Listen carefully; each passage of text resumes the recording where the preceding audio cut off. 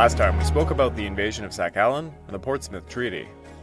The Japanese had defeated their enemy upon the land and sea, yet the reality was, both empires were ailing.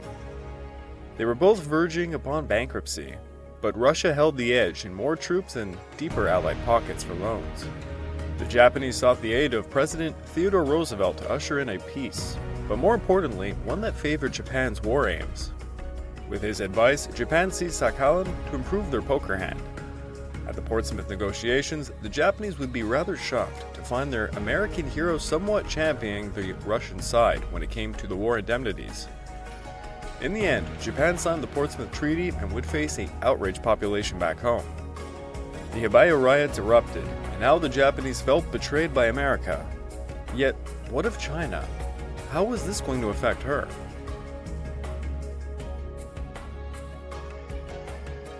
This episode is The Old Ways Meet the New Policies.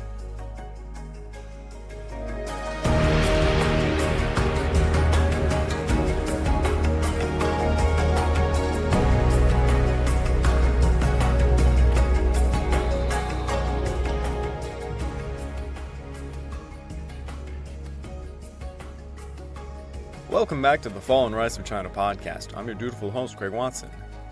But before we begin, I just wanted to remind you all that this podcast is only made possible through the efforts of Kings and Generals over at YouTube. Perhaps you want to learn a bit more about the history of Asia? Kings and Generals has an assortment of episodes on the history of Asia, and so much more, so go give them a look over at YouTube. So please subscribe to Kings and Generals over at YouTube and continue to help us produce this content by checking out www.patreon.com/kingsandgenerals. And hey, don't forget about our sister podcast over at the Pacific War Week by Week podcast, written and narrated by me.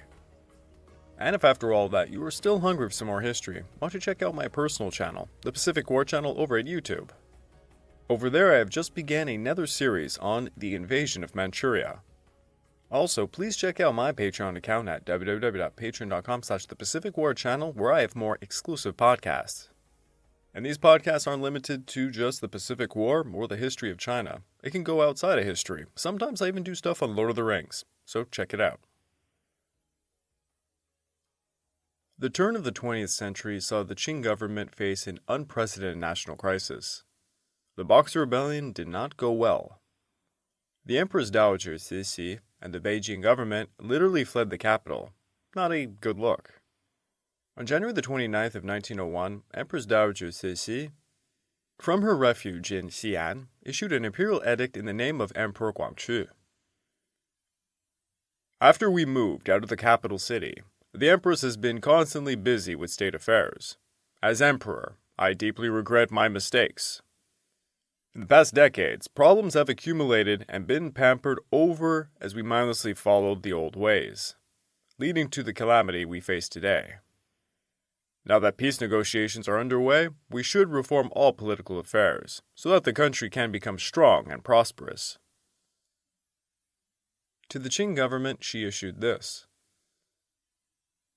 submit suggestions regarding reform measures within 2 months. The suggestions should be based on the current situation with reference to both Chinese and Western experience. Reform proposals should cover law, administration, people's livelihood, education, the examination system, military affairs, and public finance. What should be continued and what changed? What should be eliminated and what combined? What should be done to strengthen China, develop human talent, reach fiscal balance, and build a strong army? Thus, the Qing officials began busying themselves looking into matters and expressed their opinions in countless memorials. The most influential of these opinions would come from 3 memorials jointly submitted by Governor-General of Jiangnan, Liu Kunyi, and the Governor-General of Hubei Hunan provinces, Jiang Jidong. The first memorial proposed 4 methods for improving education. It advised setting up schools of liberal arts and military academies, to reform the civil examination system, abolish the military examination system, and encourage studies abroad. The second memorial proposed 11 measures to reform the administration. They should promote frugality, abandon outdated rules, seize the sale of office, reform official salaries, eliminate clerks and runners, bring more leniency to criminal punishments, change the policies for official selection, find new ways to support the livelihood of Manchu serving the 8 banners, eliminate garrisons, eliminate the Green Standard Army, and simplify literary formalities. The third memorial proposed 12 reforms based on Western practices, to dispatch intellectuals to tour the world, to adopt foreign military practices, a new military strengthening program, improve agriculture, further industrialize, enact some new laws on mining, transport, and commerce, revise the criminal code, introduce silver coins, introduce a stamp tax, create a modern postal service, learn foreign medicine practices, and translate a lot more foreign books. These memorials were approved by Cixi and would become the blueprint for the new policy reforms of the late Qing Dynasty. On July the 20th, Cixi issued another edict to affirm these ideas would actually be implemented.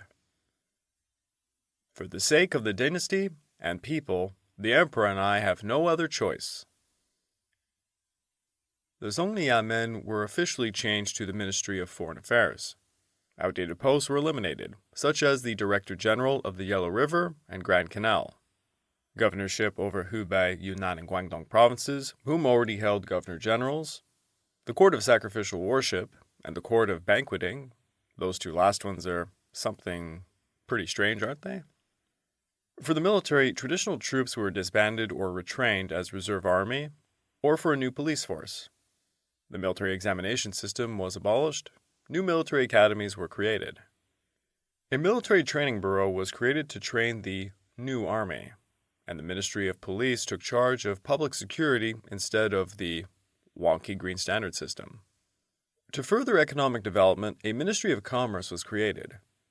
New regulations for the Chambers of Commerce were promulgated. Business laws and provisional regulations for corporate registration were both promulgated as well. An exhibition center to encourage industrialization was set up in Beijing. Vocational colleges were created. The Board of Revenue Bank was also created. On September the 7th of 1901, the Qing government signed the humiliating Boxer Protocol, and on the 6th of October, Cixi made her glamorous return to the capital. With that being said, China began a new approach with the West. On January the 28th of 1902, the Qing court invited foreign ministries to the imperial palace. The audience was conducted throughout with more formality and dignity, and with greater outward show of respect for the foreign representatives than heretofore. The event was especially noteworthy as being the first occasion on which the Empress Dowager has openly appeared in an audience, and not behind the screen of gauze. Qing officials of all ranks followed suit, trying their very best to please the foreign representatives. The term walking on eggshells applies. The Boxer Rebellion had greatly pissed off most of the powerful nations. Thus, the Qing dynasty was doing its very best to please both foreign powers and its own people, trying desperately to maintain its ailing rule. Yet all of the damage, beginning all the way back in the 1830s, was simply too much. The Qing government also did not outright abandon its autocratic ruling system. In many ways, it was providing band-aid solutions in the form of reform measures. In a rather dramatic fashion, in 1902, during the birthday of Empress Dowager Cixi, a poem was read by Gu Hongming, the aide to Jiang Zhidong. Everywhere people sing about loving the state, but nobody sings about loving the people. The emperor enjoys longevity, and the people pay the bill. The emperor lives forever, and the people suffer. When he read this out loud, everyone gasped in shock. Moments like this highlight the reality of the situation. While the Qing government was tossing reforms left, right, and center, they were not far-reaching enough. There were also countless provincial and local officials who refused to adopt the reforms. One example was the governor of Guangdong, Shaanxi, Henan, and the governor-general of Guangdong and Guangxi. Yes, the age-old classic of too many titles on a single person. His name was Zhang Renjin. Zhang was a hardcore conservative, and he thought the reforms would increase government expenditures and thus further aggravate the populace. In his words, "The people are already exhausted, and catastrophe will come if we keep exploiting them." He also believed the dynasty would not benefit from the reforms. He was against the organization and training of a modern army, establishing chambers of commerce and sending intellectuals abroad to study. To the last point, he believed the Chinese students going abroad would have their minds poisoned and come back ushering in a revolution. And he would not be wrong. Above all else, he had been a Qing official for a very long time, and he knew fundamentally most Qing officials were greedy morons. Yes, he was basically the Ron Swanson of the Qing Dynasty. He was stuck in some ways, but brought up pretty good glaring problems with the reforms. After 1905, further reforms were established and there was talk of preparing for constitutionalism, perhaps setting up provincial assemblies with a national assembly, introducing local self-government and such. Yet dramatic change required dramatic change, Qing. It would be a heavy financial burden. The Qing government assigned the expense for the reforms upon the provinces, whom in turn apportioned costs upon prefectures and counties. Ultimately, the money was being extracted from the common people, whom were already paying enormous indemnities for the Boxer Protocol. Alongside this, government stipends for their officials were soaring, as the greedy morons, in Chang's words of course, lived lavishly. As you can imagine, the age-old practice of fleecing the populace ran rampant. Qing officials were exploiting the populace for self-gain. A German missionary working in China at the time, Richard Wilhelm, had this to say.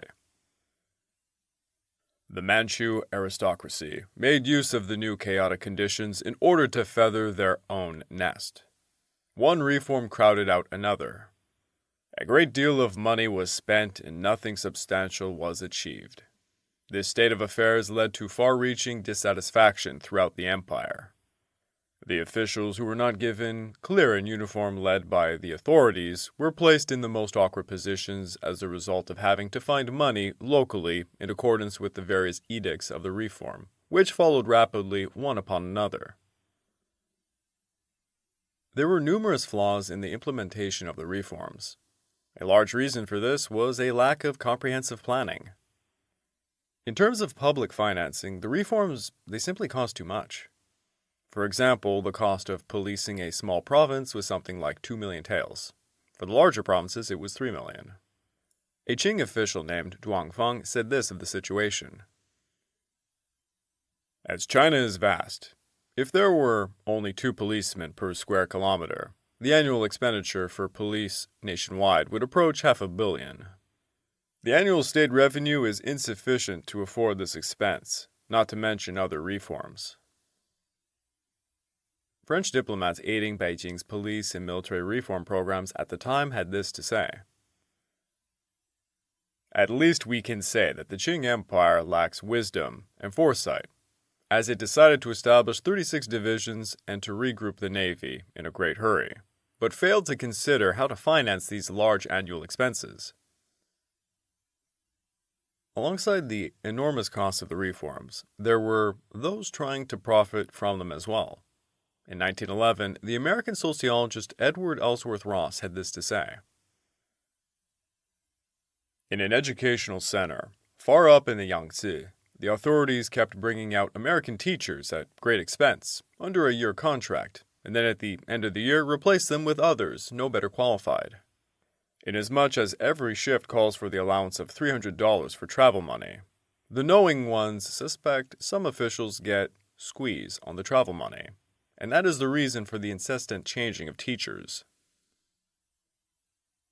As reformed institutions were created, many officials seized the opportunities to get their friends and family members positions forming cliques. One account had Tang Xiaoyi, one of the Chinese who got to go abroad to study, receiving the appointment of General Director over the Shanghai-Nanjing Railway, the Beijing-Wuhan Railway, and Vice Minister of Communications. It was said of his tenure, into every vacant place in the customs or railways or in the ministry that came to his bestowal, he stowed one of his own relatives by blood or marriage or one of his own Cantonese clan. Out of 400 appointments in the Ministry of Communications made during his tenure of office, 350 were jobs for which he could be called to account. A lot of new taxes were introduced in the name of the new policies. Some added by the Qing government directly, some by local officials. Hell, even local gentry got involved in fleecing the population. An imperial edict at the time acknowledged it. In recent years, the people have been exhausted. In addition, provinces have extracted reparations from the people, robbing Peter to pay Paul, so that the people's livelihood is ever more precarious. Provincial governors have used all means to collect funds to finance local administration and push the people to desperation. A lot of schools sprang up all over China, nearly all of them offering studies in natural sciences. Colleges of liberal arts and law offered Western social sciences, and this in particular opened new avenues to the Chinese. As the students embraced all kinds of new knowledge, they also took a critical eye to their society and current affairs. Many who were sent to study abroad came back and taught at universities, bringing with them revolutionary ideology. On September the 24th of 1905, Empress Dowager Cixi dispatched 5 ministers abroad. Gen Prince Zaizi, the Minister of Finance, Dai Hongzhi, the Minister of the Military, Xu Shichang, the Governor of Hunan Province, Duan Fang, and the Prime Minister of Business Department, Xiao Ying. On November the 25th, the Qing government set up a special institution to study constitutional governments of foreign nations, to provide guidance to their own constitutional reform. It was quite similar to what the Japanese did during the Meiji Restoration, albeit quite late. Dai Guangxu and Duan Fang were the first to depart, traveling to the United States to meet with President Theodore Roosevelt. Then Zaizi led the rest to depart. At the end of 1906, all submitted a report stating, "The only way for the state to be powerful is constitutionalism." This prompted Cixi to promulgate a decree on September the 1st of 1906, announcing the preparatory imitation of Constitution. By 1907, the preparatory office of the Zhijiangyuan Institute, i.e., Parliament, was created. Ming Yuan and Sun Yat-sen were appointed presidents of it. After this, constitutional guilds were established in all major cities within China. By 1908, a constitutional outline was published, showcasing civil rights and obligations, essentials of parliament, and election law essentials. Now, for the military, in 1905, the Beiyang Army was reorganized into the New Army. Initially, the Qing government planned to establish it as 500,000 regular troops over the course of 10 years, but they only managed to train about 190,000 by 1911. By 1909, a Ministry of War was established to control the new army. Now, back in 1904, a study was done looking into what was needed to be done for a, quote, new army. The report indicated China should dispatch government officials to the provinces to make sure imperial decrees were actually being followed. This might seem like an obvious thing to do, but in prior history, this kind of thing was not really enforced. There was a lot of huff and puff over who controls the new army units, and a concession was made to allow provinces to raise them. But ultimately, they took orders from the Qing court. The Eight Banners Army were excluded from the reform. The report argued the need for specialized and educated officers for both the front lines and staff. Officer pay was increased in an attempt to thwart corruption. Officers were given detailed regulations and were expected to lead their men, not their drill instructors, who, due to a lack of qualified officers, were often employed to instruct the men. Officers, therefore, were pretty useless in battle, and the soldiers had very little faith in their officers. The report called for the standardization of weaponry, and for the army to be divided into 3 categories as per the norms of Western armies. The standing army was to be the first-class reserves, second-class reserves for the regulars would serve 3 years, and they would return home and enroll in the first reserve for another 3 to 4 years. The army would organize into corps with 2 divisions, each consisting of 2 brigades of infantry, 1 regiment of cavalry and artillery, 1 battalion of engineers and transport units. It was estimated each corps would cost nearly 3 million taels and divisions about 1.3 million. With an expected 36 divisions, this would amount to about 50 million taels annually.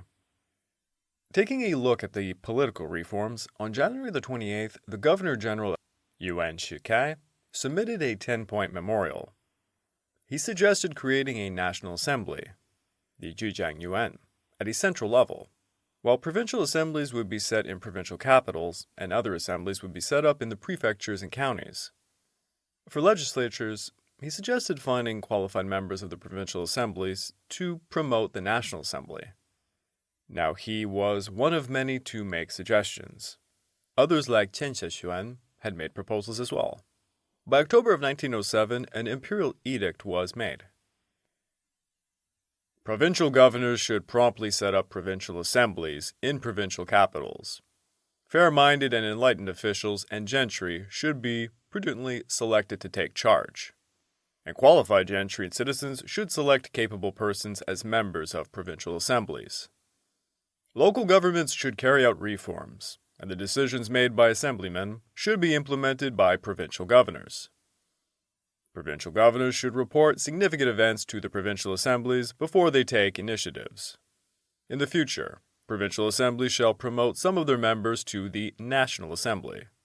If the National Assembly conducts inquiries, it shall send official documents to provincial governors to ask them to pass on the information, and also directly ask the provincial assemblies for response. If provincial assemblies have some issues, they shall inform the provincial governors and report directly to the National Assembly for investigation. In the end, the Qing court favored Yuan Shikai's ideas. Though they endorsed the ideas, the Qing court also had no plan to implement them. Because of this, the provincial governors had no idea what to do. Lackluster and inconsistency resulted, prompting the Qing court to issue a charter for the provincial assemblies and an election of provincial assemblymen on July the 22nd of 1908. The Qing court basically gave the provinces a year to set up their assemblies. Now, elections had never before occurred in China. The officials and people had no experience with them. The process of preparing provincial assemblies, verifying the qualifications of voters, first, second round elections, organizing the sessions all required a lot of people and a lot of money. There was no way they were going to pull it off in a year. The Qing court began harassing the provincial officials, and the first session of the provincial assemblies would convene on October the 14th of 1909. There would be 2 regular sessions held prior to 1911. After pulling off the first session, provincial governors were under a lot of pressure to produce action. Ultimately, most were too afraid to act on specific issues, corrupt or incompetent, and this led to a large dissatisfaction. When the second annual session of provincial assemblies occurred, there was a large amount of conflict. Issues like finally banning opium were hotly debated. Many argued its poisoning effect on their society, while others argued the government would lose too much revenue from opium taxes. We haven't actually talked about opium in quite some time. It was a large problem until Mao Zedong's reign. The provincial assembly system had a lot of problems. The governor of Zhejiang province, Zhang Yun, described much of them in a report he made in 1910. 1 year after it was established, the provincial assembly had still accomplished little. Assemblymen can point out problems, but few can articulate the reasons for them. As China did not have this system before, legislators are confused. They do not know what issues should be discussed. A few persons with exposure to the law and politics of other countries have only a partial understanding and cannot cite appropriate precedents or articulate them clearly.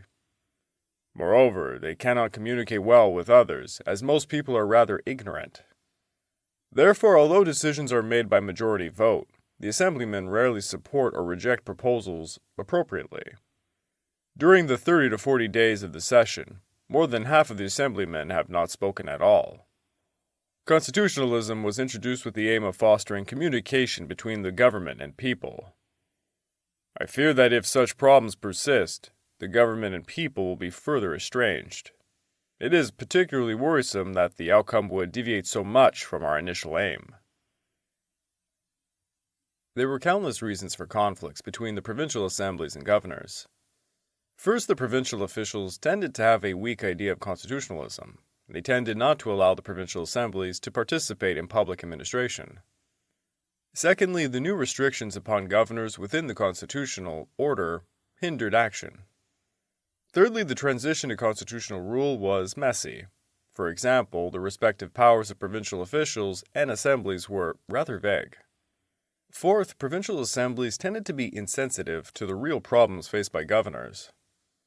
Fifth, governors and assemblies had very different positions, responsibilities, and priorities. Conflicts were inevitable. And lastly, the provincial assemblies often focused too much on trivial issues such as etiquette. Simultaneously, while all of these reforms and debates were going on, something else was brewing: revolutionary fervor. In September of 1905, a revolutionary named Wu Yue set off a bomb trying to assassinate the 5 ministers who were about to be sent abroad to study constitutionalism. On July the 6th of 1907, Xu Xilian had led a failed revolt in Nanqing, but was successful in killing its governor. This incident sparked a lot of attention from the Qing court and provincial officials. The Qing government was in a tough spot. To them, it seemed there were countless revolutionaries pushing for constitutionalism, but also many pushing against it. There were countless revolutionaries and revolutionary groups that had formed throughout the Qing Dynasty's history. Many sought to re-establish a Han-led government, like those pesky Ming types. I obviously can't talk about them all, but there is one in particular that's worth mentioning. In 1891, one man was studying to become a doctor, and he met some friends in Hong Kong, many of whom were revolutionaries. One was named Yuan Guan. He was the leader of the Furen Literary Society, calling to overthrow the Qing Dynasty. The man went on to become a doctor, and he wrote a 8,000-character petition to our old friend Li Hangzhang in 1894. His petition presented ideas for modernizing China. He traveled to Tianjin to try and personally meet Li Hangzhang and to give him the petition, but was never granted an audience. It seems from this experience, a very young Sun Yat-sen's heart turned to revolution. He departed China and he traveled to Hawaii, a place that was basically a second home to him. He was educated there and had family members living in Honolulu. In 1894, in Hawaii, he founded the Xinjiang Revive China Society. This would be the first Chinese nationalist revolutionary society, and each person admitted to it would swear the following oath: expel Tartar barbarians, revive Zhonghua, and establish a unified government. Sun Yat-sen returned to Hong Kong in 1895, and he met up again with Yuan Guan. Both men viewed the First Sino-Japanese War situation as a huge opportunity and resolved to merge their societies. The now Dr. Sun Yat-sen became the secretary of the newly merged group, while Yuan Guan was president.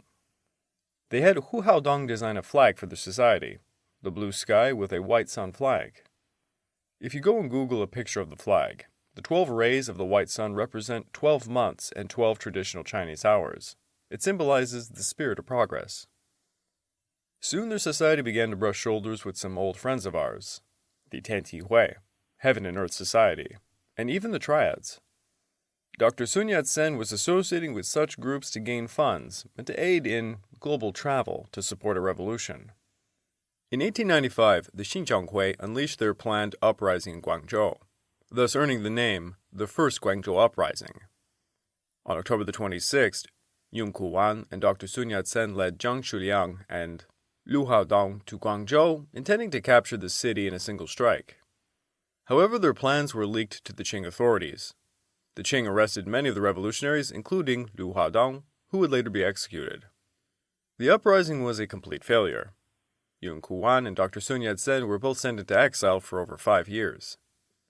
Dr. Sun Yat-sen spent his exile promoting revolution within China abroad.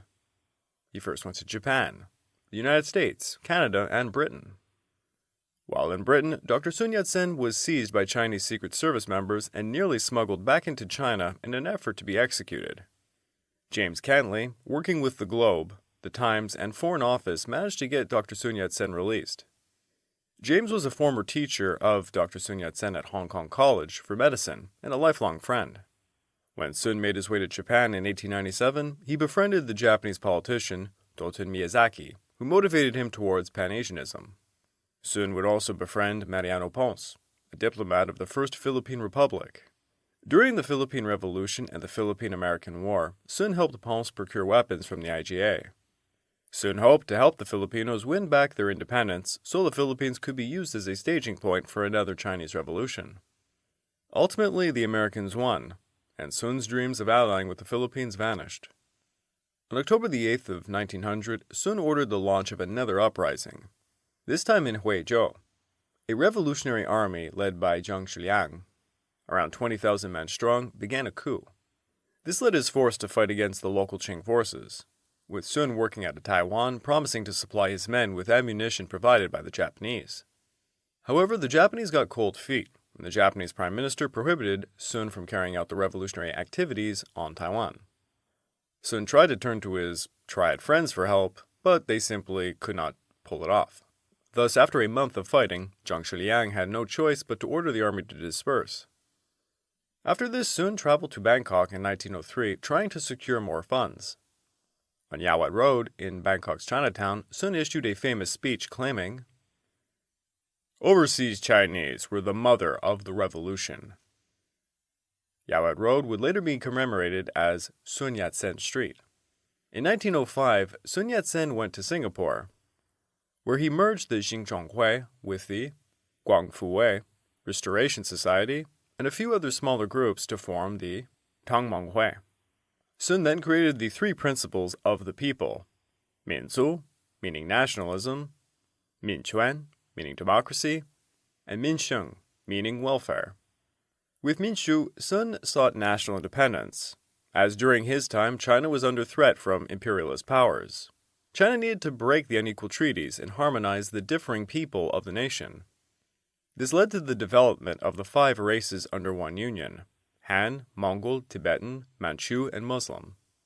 For Minchuan, he sought for the people to have a real say in governance, and for Minsheng, he sought for the government to take care of its people's needs. The Tongmenghui rapidly grew, finding support all over the world. With this rapid growth came more and more uprisings. On December the 1st of 1907, Sun led an uprising in Jiananguan against the Qing forces at the Friendship Pass. If you remember all the way back when we were covering the Franco Wars in Indochina, the Friendship Pass is along the border of China and Vietnam. This is found in Guangxi, Langson provinces. The uprising failed after 7 days of fighting, but Dr. Sun Yat-sen never gave up. In 1907, he launched more failed uprisings, such as the Huanggang Uprising, the Huizhou 7-Woman Lake Uprising, and the Qinzhou Uprising. In 1908, even more came, such as the Qinlian Uprising and the Huikou Uprising. And the ones I'm mentioning were only those backed by Sun Yat-sen. There was a hell of a lot more uprisings going on, such as the Great Ming Uprising in 1903, the Pingliao Li Uprising, the Anqing Uprising, and many more. Then in 1910, Sun unleashed the second Guangzhou Uprising, seeing a few hundred revolutionaries break into the residence of the Qing Viceroy of Guangdong and Guangxi Province. This one was initially pretty successful, but the Qing gathered forces and turned the tide of the battle. Amongst the dead, 72 revolutionaries out of 86 were identified and revered as the 72 martyrs later on. To say revolutionary fervor was at an all-time high is an understatement, for China was about to change forever in the year of 1911. I would like to take this time to remind all of you that this podcast is only made possible through the efforts of Kings and Generals over at YouTube. Please go subscribe to Kings and Generals over at YouTube and continue to help us produce this content by checking out www.patreon.com/kingsandgenerals. And hey, don't forget about our sister podcast over at the Pacific War Podcast Week by Week, written and narrated by me. And if after all that you are still hungry for some more history, why don't you check out my personal channel, the Pacific War Channel over at YouTube. Perhaps you want a bit more of a visual experience of what we're about to talk about, which is known as the Xinhai Revolution. Go over to my personal channel and check out the episode I did on it. Also, please check out my Patreon account at www.patreon.com/the Pacific War Channel, where I have more exclusive podcasts. The Qing government was in a full panic mode. Too much damage had been dealt to the empire. China had lost face. To quell this outside world, she signed humiliating treaties, but to quell her own people from within, now that was more challenging. The old ways gradually fell to new policies. But can an old dog learn new tricks?